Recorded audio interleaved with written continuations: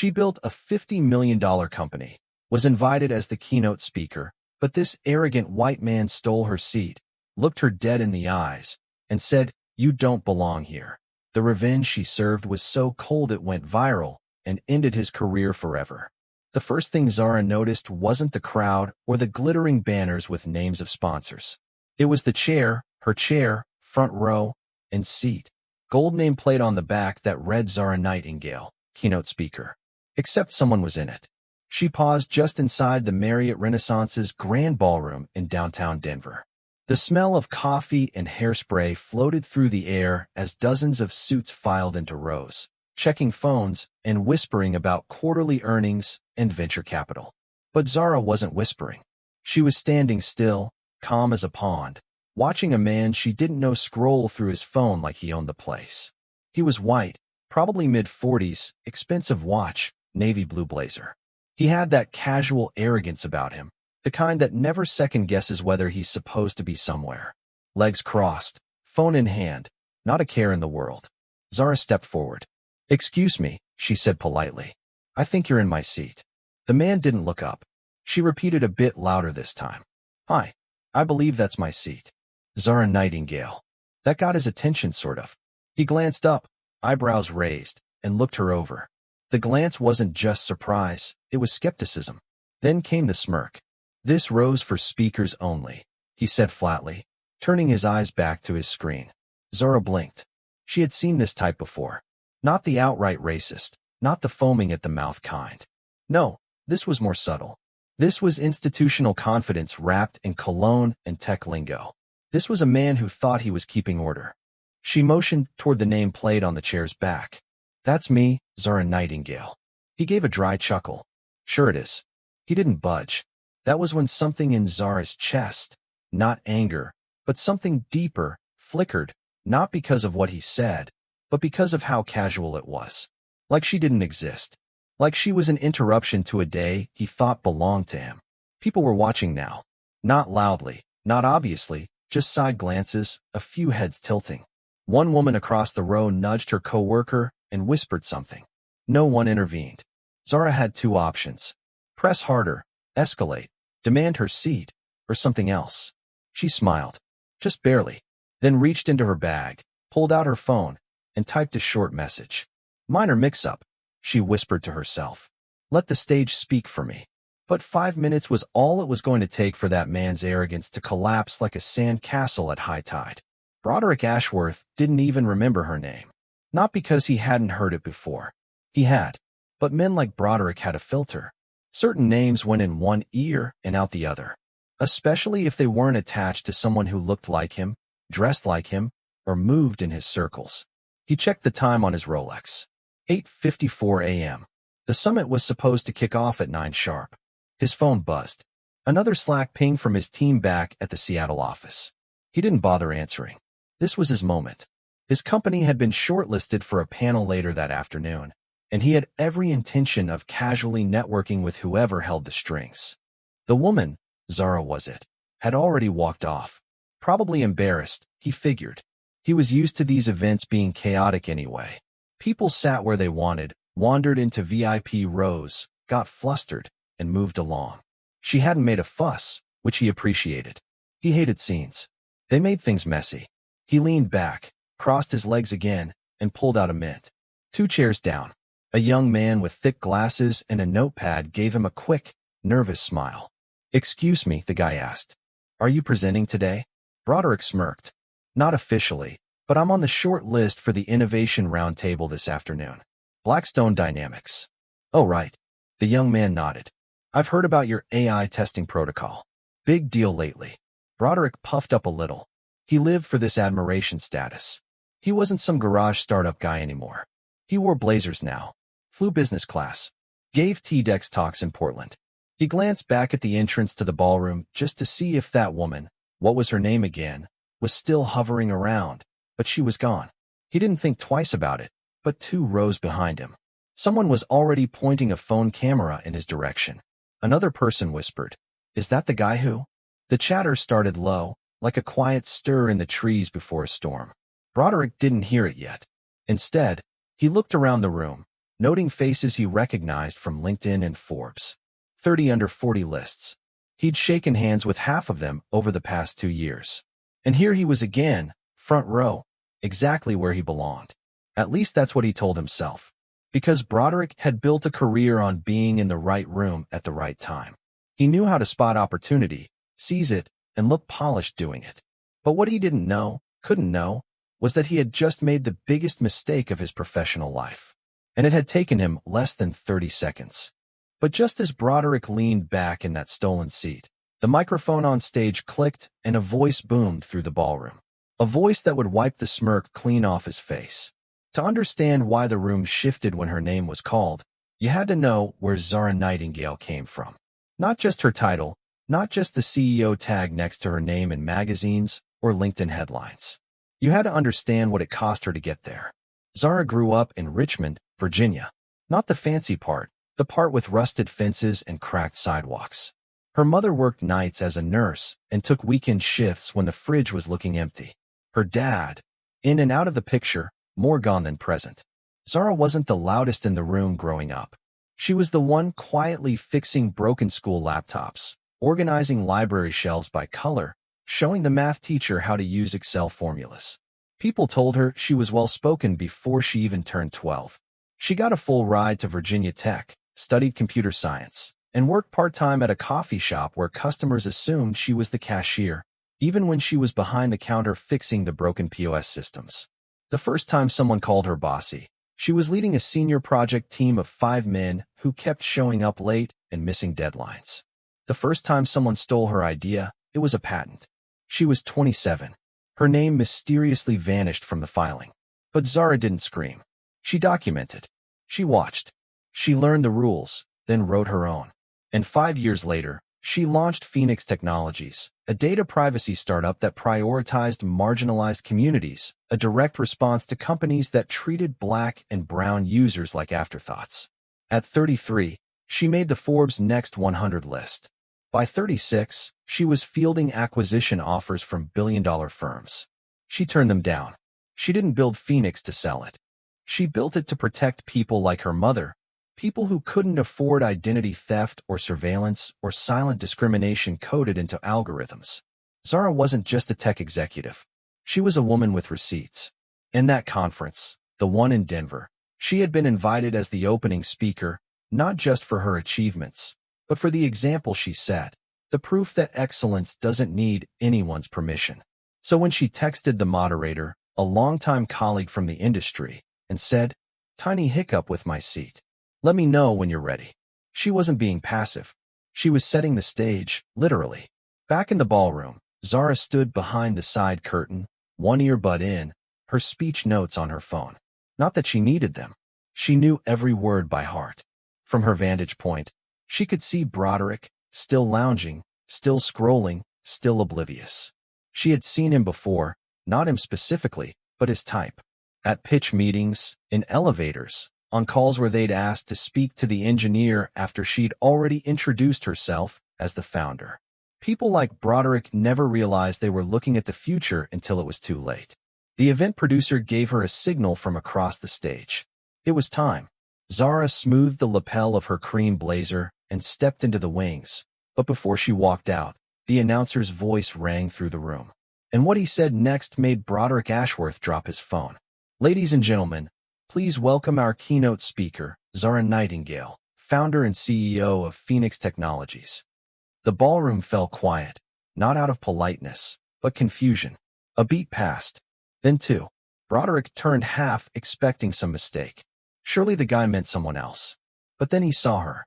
Zara emerged from stage right, head held high, shoulders relaxed, walking with the kind of grace that didn't ask for respect.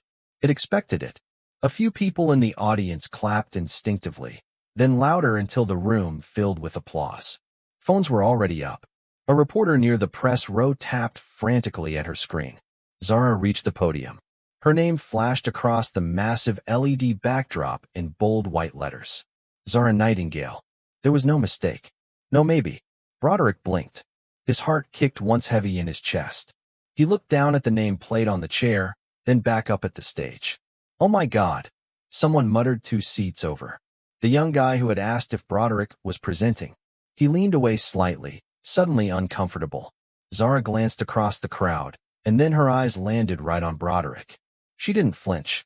She didn't smile, just held the moment. And then, with quiet precision, she began. "Good morning," she said, her voice clear, controlled. "It's always interesting how some people see a black woman in a suit and assume she doesn't belong, that she's lost, confused, or here to serve." A few murmurs rippled across the audience. One woman in the third row actually covered her mouth. Broderick looked around, praying nobody realized it was him. But people knew. You could feel it. A slow domino of recognition. The video, the whispers. It was already moving. "But let me be clear," Zara continued. "I am not confused. I'm not lost. I didn't stumble into this room. I helped build rooms like this. And today I stand here not because someone let me in, but because I earned it." She didn't raise her voice. She didn't point fingers. She didn't have to. The facts did the work. Zara began her talk, weaving her childhood, her education, the launch of Phoenix, the failures, the investors who passed on her, the ones who tried to change her, and the moment she decided that being underestimated was her greatest asset. Every now and then, someone in the audience would glance over at Broderick, who was now sitting upright, hands clenched, face drained of all that earlier swagger.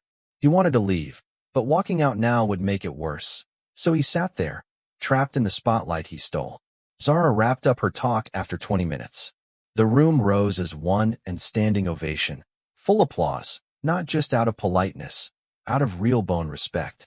She stepped away from the mic, walked back across the stage, and as she exited, her eyes flicked once more to Broderick. No grin, no gloating, just a reminder. But while the crowd cheered and conversation swirled, Broderick was already sinking into his seat, realizing this wasn't just embarrassment. This might cost him everything. As the applause rolled on, Zara didn't rush off stage. She paused behind the curtain, exhaling slowly as she handed her mic to the tech assistant. It wasn't nerves. It wasn't pride. It was something heavier. Vindication. She wasn't surprised by what had happened. Not really. But she was disappointed again that it still happened at all. Meanwhile, out in the ballroom, the buzz was electric now. People weren't just impressed. They were shaken because Zara hadn't given a motivational talk. She had told the truth calmly, boldly, without sugar-coating it. Broderick sat frozen in that chair. No one would look at him directly now, but they didn't need to. The whispers had already made the rounds. He really told her to move. Didn't even recognize her. Isn't that her name? Right there on the chair. A woman from Blackstone's HR team, seated in the row behind, quietly reached into her bag and pulled out a notebook. She wrote something down. Later, she'd send a summary to their director. Zara's message had landed, not just as a clap back, but as a mirror. People in the audience were examining their own assumptions, their own behaviors, the moments they might have overlooked, spoken over, or dismissed someone who didn't fit the image they expected. It wasn't just about Broderick, but it started with him. Backstage, Zara was greeted by two women from a VC firm in Austin, both black. One had tears in her eyes. "You don't know how much we needed that," one of them said. That wasn't just a speech. That was our lives. Zara smiled, warm but tired. "I know." 10 minutes later, she was back in the hallway sipping tea when a conference organizer hurried over. "Zara, incredible talk. Seriously, just brilliant." "Thank you," she said. "I appreciate it. There's just he hesitated. Broderick Ashworth, you probably don't know him. He's asking to speak with you. Said it's urgent." Zara gave a half laugh and set her cup down. "He's from Blackstone, right?" The organizer blinked. "Yeah, how'd you?" "I remember faces," she said simply. She considered it for a moment, then shook her head. "Tell him I said no, but that I hope he listens to the replay when it airs." She turned and walked down the corridor without waiting for a response. Back in the ballroom, Broderick had finally gotten up. His seat was empty now. He hadn't gone far, just into the hallway. But the expression on his face had changed completely. He was no longer the man who assumed the seat belonged to someone else. Now he was the man who'd been used as a lesson and not the flattering kind. Still, deep down, even in his embarrassment, Broderick knew she hadn't humiliated him. She had held up a mirror. He was the one who didn't like the reflection. But this wasn't just about a seat. It was about every room he ever walked into, thinking he could spot power based on skin tone, gender, or silence. And for the first time, he was starting to understand what it felt like to be on the other side of that assumption. By early afternoon, Broderick Ashworth was nowhere to be found. His name had been on the afternoon's Innovation Roundtable schedule, Panel B, 3:15 p.m., next to three other execs from mid-sized tech firms. But when the moderator called his name, silence. Broderick Ashworth, Blackstone Dynamics. Nothing. A pause. A polite smile. Then they moved on without him. Behind the stage, someone whispered that he left through the back parking lot around lunch. No goodbye, no explanation, just gone. The panel carried on, of course. The audience leaned forward, still riding the momentum of Zara's speech, referencing it in questions and sidebar discussions. In the networking lounge, her name was on everyone's lips. One woman from a fintech firm in Dallas said she had already reached out to Phoenix Technologies for a partnership call. A black product designer in the corner told her colleague, "That was the first time I felt like someone actually said what we've all been thinking for years." Broderick's name didn't come up again. Not out loud, but he lingered ghost-like in the edges of every conversation about bias, leadership, and why more voices like Zara's were needed at the front of the room. At Blackstone Dynamics, things weren't much quieter. By the time Broderick landed back in California 2 days later, there were 3 emails from HR flagged important. His boss, who hadn't been at the summit, but had watched a video of Zara's speech online, wanted a meeting. The clip had gone viral. Not the whole speech, just the first 2 minutes. Especially the part where Zara looked right at the audience and said, "It's always interesting how some people see a black woman in a suit and assume she doesn't belong." You could hear murmurs in the background, a cough, a chair squeak, and then a perfect, agonizing silence. The camera had caught just enough to show Broderick's profile. It wasn't labeled. He wasn't tagged, but in tech circles, people recognized him. A few posted vague tweets. Some folks learning today that suits don't equal leadership. Saw it live. Man's soul left his body. And then, treat everyone with respect. You never know who's already built the room you're sitting in. Broderick tried to control the damage. He sent emails, drafted an apology, but nothing felt right. Every version sounded hollow because at the core, he wasn't sorry he'd misjudged Zara. He was sorry it mattered. The real gut punch. He'd spent his whole career trying to prove he was the smartest guy in the room. And it took one woman, one moment to remind everyone how fragile that image really was.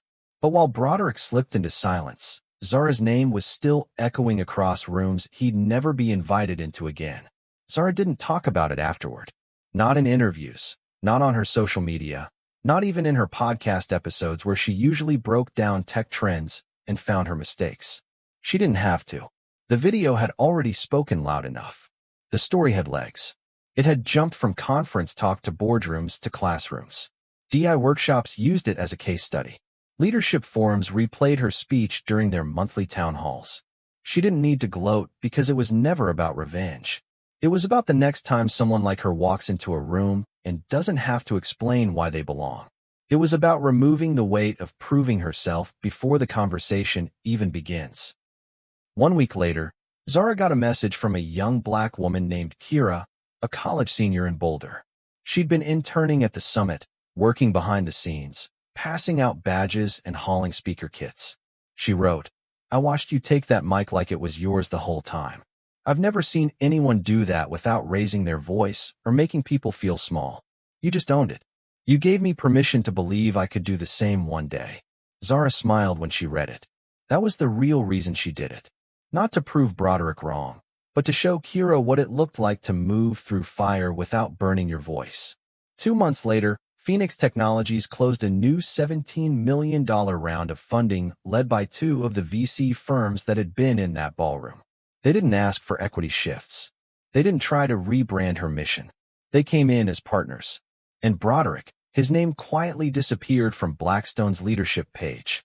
He popped up on LinkedIn a few weeks later writing a long-winded post about accountability and the importance of listening. It got likes, but people didn't forget because this wasn't just about a seat. It was about who's been asked to wait for permission and who's been handing it out without thinking twice. And every time Zara stepped on another stage, She didn't just bring her resume. She brought the reminder that grace isn't weakness, that silence can be power, that sometimes you don't need to raise your voice, you just need to be heard. And if they won't hear you, then you build your own mic and you speak anyway. If you've ever been made to feel like you didn't belong, let this be your reminder. Your presence is not a question mark. It's a full sentence. Speak, sit, lead, and don't let anybody snatch your seat.